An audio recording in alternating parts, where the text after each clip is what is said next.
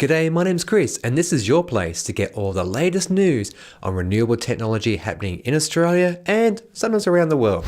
Making news, $10 million worth of studies has been announced by RENA that will help even more homes and businesses export even more to the grid. New evidence emerges of just how reliable renewables are, and an EV good news story sure to warm your heart.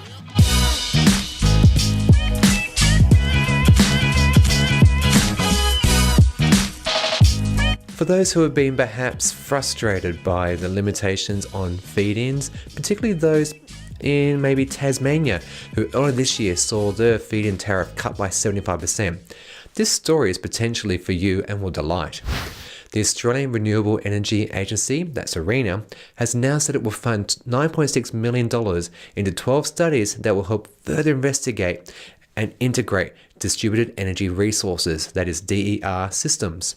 For those who are unsure what DER is, basically it refers to how households and businesses can feed back their electricity into the grid. So think of it like behind the meter technologies like rooftop solar, home batteries, inverters, electric vehicle reverse charging, and the ability for utility companies to be able to control loads that are coming in from those facilities. So, opponents of renewables have long claimed that our national grid and these technologies aren't capable of supporting each other, especially where you have like millions of homes pushing their excess power to it. But as of Monday's show demonstrated, it can and it does, with more than double the amount of PV installed in the last year alone. So, with that in mind, I'm really encouraged that RENA CEO Darren Miller noted that rooftop solar batteries and other customer-related energy technologies are set to play a key role in shaping the future energy systems, and it's projected that up to half of all the electricity could be generated by consumers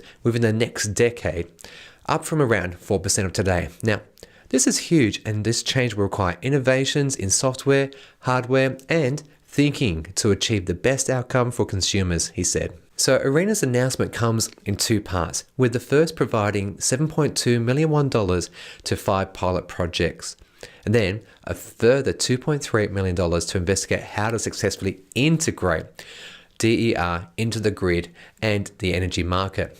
Now, it's this last point that I'm particularly excited about because, well, it will help operators understand and improve our capabilities, especially where like restrictions exist.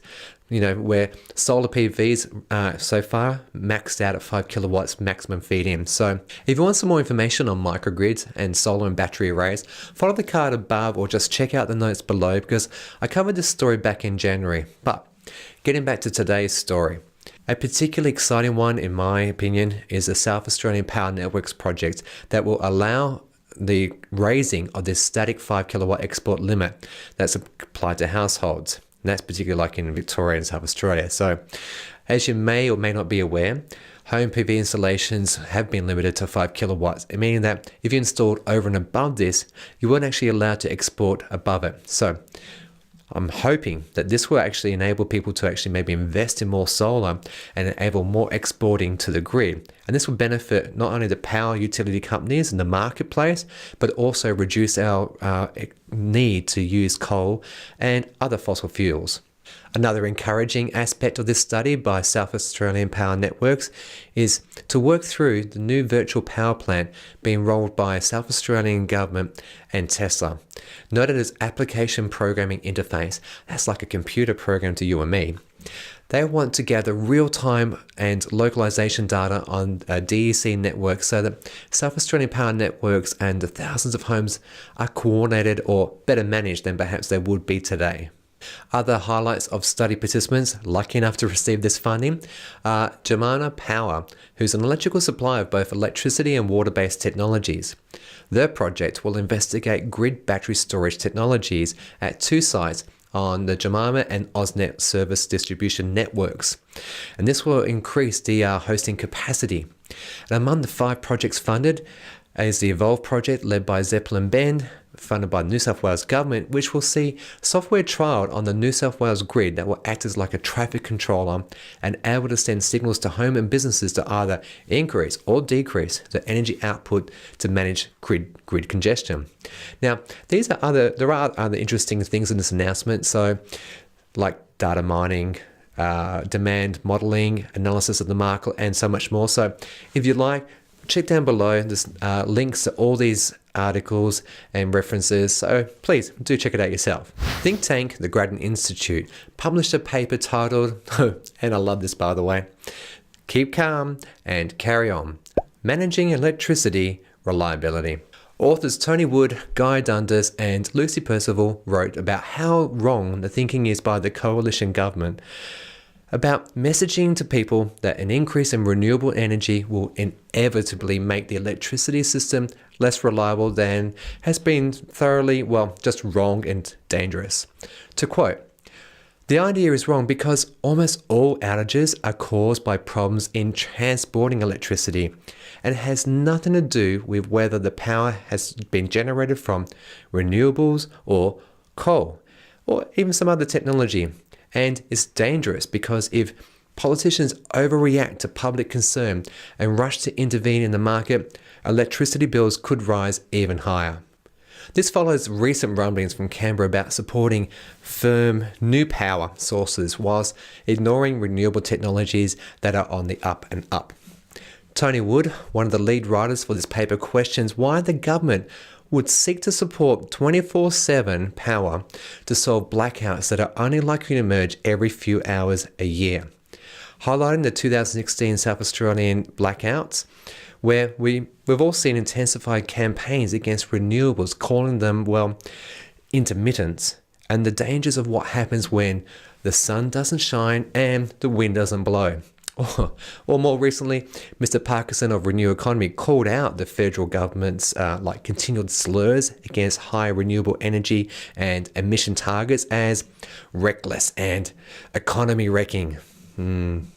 So check out this graph produced by Renew Economy showing the power outages over a 10-year period, averaged to number of minutes per year. On the vertical axis, you have number of minutes blackouts have actually occurred, and along the horizontal, it's divided into two sections. Note how on the left of the graph, you've got network outages at 98.4% caused by distribution faults, that is, transmission line and hardware transporting power to homes and businesses.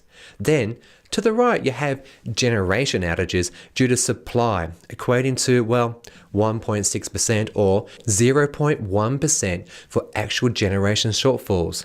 Yep. Let's put that another way.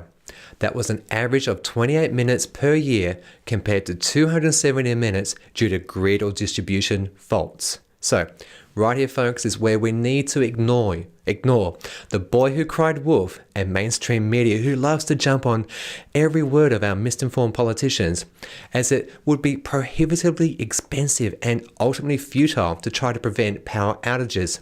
Need further proof? Well, the report notes that the New South Wales and Queensland government spent $16 billion more than was needed on distribution networks over a decade, largely in response to widespread blackouts in 2004 and 2009, and what was then a coal-dominated grid. Or how about this one, which I featured a few weeks ago on Renewable News about how load shedding occurred in Victoria recently, and that affected 200,000 homes and businesses. Not because of renewables, no, but actually coal pulling back on supply.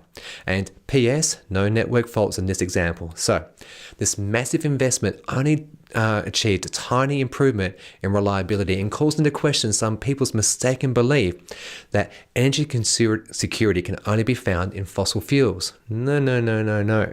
But I diverge. The Grattan Institute says the way to prevent more of these outages is to encourage more investment, and governments can do this by creating a stable policy framework to reduce greenhouse gas emissions and ensure that retailers have enough supply. They state that what Australia needs now is not panic and politicking, but cool-headed policy responses to manage electricity reliability without unnecessarily adding to consumer bills. Increased renewable generation does create challenges for managing the power system, but if we keep calm and carry on, these challenges can be met without more big price increase to households and businesses. Well, isn't that encouraging?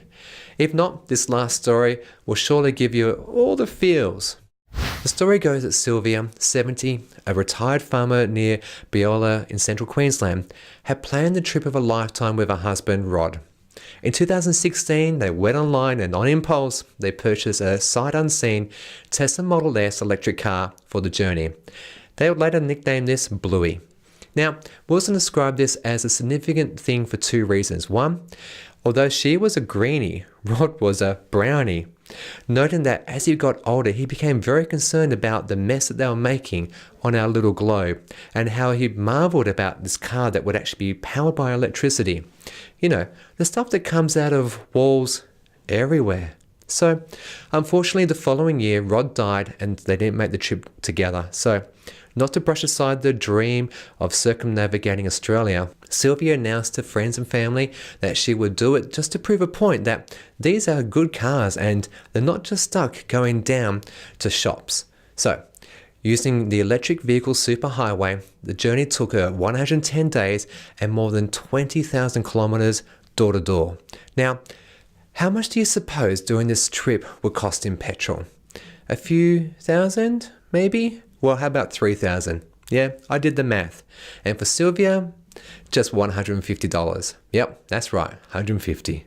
So, well, although she used charging stations that she had to pay for in some places, actually people were overwhelming with their generosity and support of her and her goals, and the significant achievement that strangers gave her basically free charging at their homes and businesses. Cited by the Tesla Motor Club of Australia as being one of the second person only to do so, Sylvia's story was also picked up by 350.org, which recognises people like her, investors and business leaders whose efforts to reduce carbon emissions are setting an example for the rest of the world. So, to you, Sylvia, well done. It must have been epic and I guess a big undertaking for you. So, keep up the great work about spreading the word of how economical electric cars are and that, well, range anxiety is no longer an issue. Well, that's it from me today. Hey, if you've enjoyed this episode, please consider subscribing. Otherwise, if you've enjoyed it, maybe just give it a good like, share it on your socials. I don't mind. And if you do nothing, what do? Be kind to the environment.